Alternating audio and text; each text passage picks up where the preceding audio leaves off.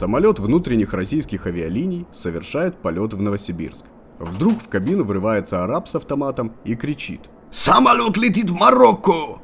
Вслед за ним врывается азербайджанец с кинжалом, закалывает араба и говорит: «Лети, дорогой, лети своим рейсом, Новосибирск». Прилетают. Тут же в аэропорту организована пресс-конференция. Толпа журналистов и все хором: «Вы же герой! Вы всех спасли! Как же вы не испугались с кинжалом на автомат?» «А что мне было делать в Марокко с моими апельсинами?»